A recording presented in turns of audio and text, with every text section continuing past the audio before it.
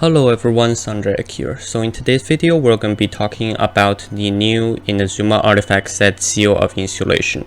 This is going to be the first part to a 3-part series, which will be talking about the Seal of Insulation in this video, the reminiscence of Shiminawa in the second video, and all the craftable weapons in the third video. And the topic of this series is going to be on who these new artifacts and weapons are good on, and which characters can just utilize them as an alternative to their original build. Of course, with that said, if you have not subscribed to the channel yet and you think I've earned your subscription, please consider subscribing. Thank you, and let's get into the actual content. So for the Seal of Insulation itself, very quickly going over the 2-piece and the 4-piece set bonus, the 2-piece is a flat energy recharge increase by 20%. The 4-piece, however, increases the damage during elemental burst by 25% of energy recharge, and a maximum of 75% damage increase can be achieved this way. One thing to note, it used to be 30% of energy recharge instead of 25%, and the maximum used to be 75% as well. That did not get changed. However, about a week or two after this set went into the beta testing server of 1.7/2.0, it was quickly nerfed to 25%. So statistically speaking, it used to take 250% energy recharge to achieve the full 75%, and now it takes 300% energy recharge. So it is a big enough difference. However, it is not huge compared to some of the others comparisons.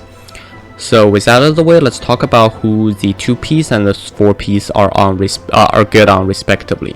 So for the 2-piece, it is basically the upgraded version of the Exile or Scholar set. So it is basically good on anyone that utilizes the Exile or the Scholar Artifact set. However, that is already a pretty niche build because most people tend to shift away from the energy recharge on artifacts and instead using energy recharge sands or energy recharge weapons to make up for the fact, because Exile and Scholar are 4-star artifacts at maximum, so which means they can only go up to plus 16 for each artifact piece, whereas now you can go back to the old option of just stacking 20% energy recharge on the artifacts, and you can still have the artifact piece going up to plus 20 for the full stats.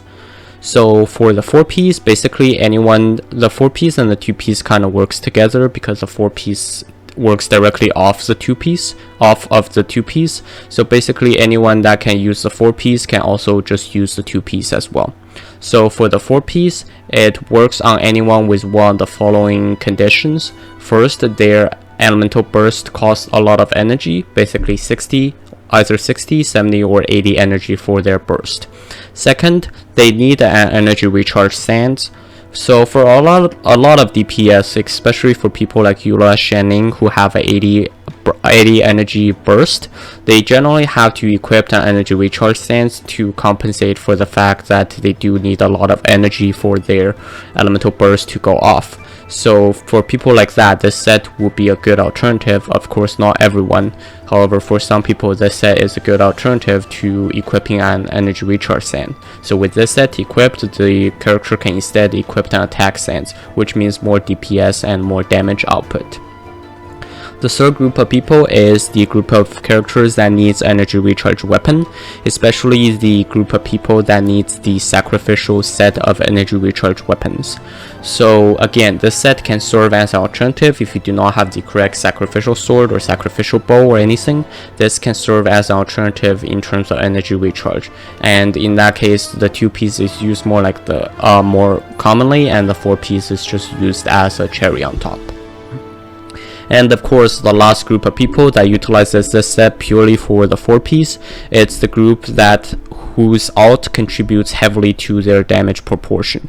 So for example, again, characters like Child, of course it's going to be an unorthodox build. However, just building 4-piece artifacts of this on Child, if you only want to use Child for his burst, is a pretty good option. But again, this is going to be a very niche build. So with that said, let's talk about 4 characters who I think this artifact is very needed or can be used on. Now, of course, Child is already mentioned, so he's not one of the 4 anymore. There's going to be 4 more characters, 2 of which this set can be very useful on, and then 2 of which this set can serve as an alternative in very specific situations. So let's first of all, let's talk about Shanling. Shanling, the main reason is because of her 80 cost and of 80 cost burst elemental burst, and the fact that she needs to stack on energy recharge and elemental mastery in most cases, depending on how you're building her, either as a pure pyro DPS or as a pyro support. In most cases, she'll need quite high on attack and elemental mastery to do insane damage. So on top of that, Shanling's ult, if you're building her as a pyro DPS, is the main source of her damage. So for Shanling, this set boasts the 2-piece and the 4-piece benefits her very well, which is why I would recommend Shanling to use this set. However, of course, the damage numbers will still need to be tested between this set and 4-piece flames. And of course, even with that, it's going to depend on how you roll between this set and that set. So of course, this is theoretically a better option. However, it depends on your own artifact substats to determine. The second person this set can be very good on and probably want to switch to this set from their original build is Mona, for a few main reasons. First, a bonus for Mona. Mona actually converts a portion of her energy recharge into hydro damage bonus. With the 20% extra energy recharge, it means essentially a hydro damage bonus buff as well. And because Mona is a catalyst user herself, all of her damage are hydro, so it is effectively a all damage buff as well on top of the just regular 2-piece.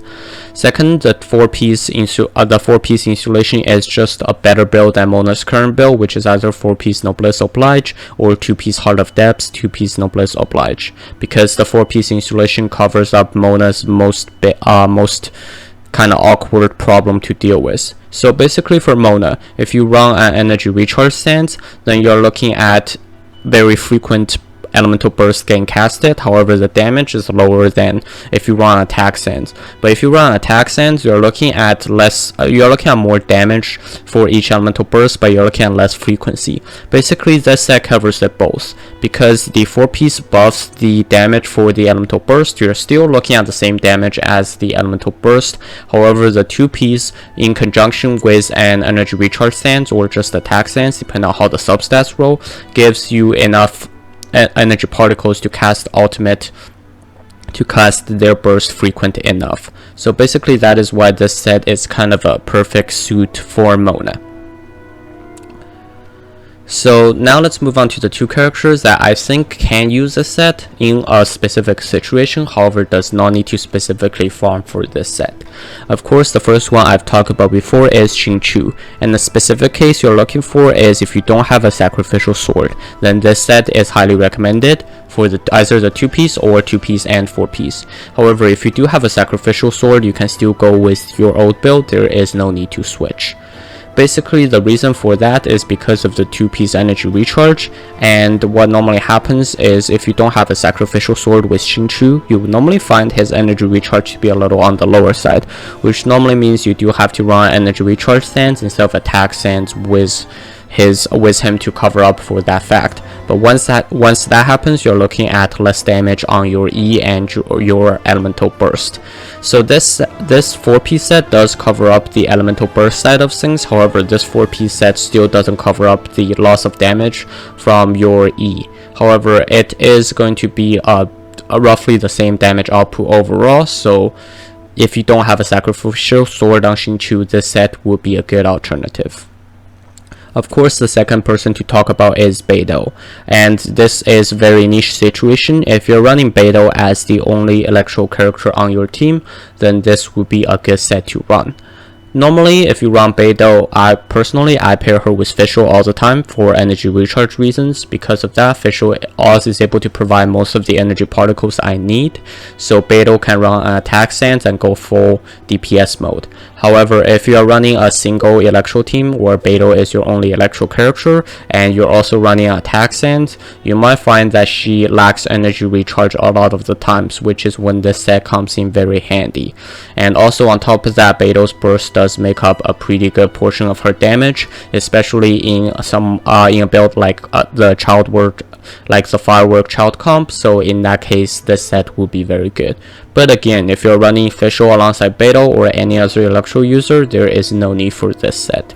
So that is all the information I have for you in this video. Please make sure to check out the other 2 videos regarding the reminiscence of Shiminawa as well as the new craftable weapons. Thank you very much for watching and have a nice day.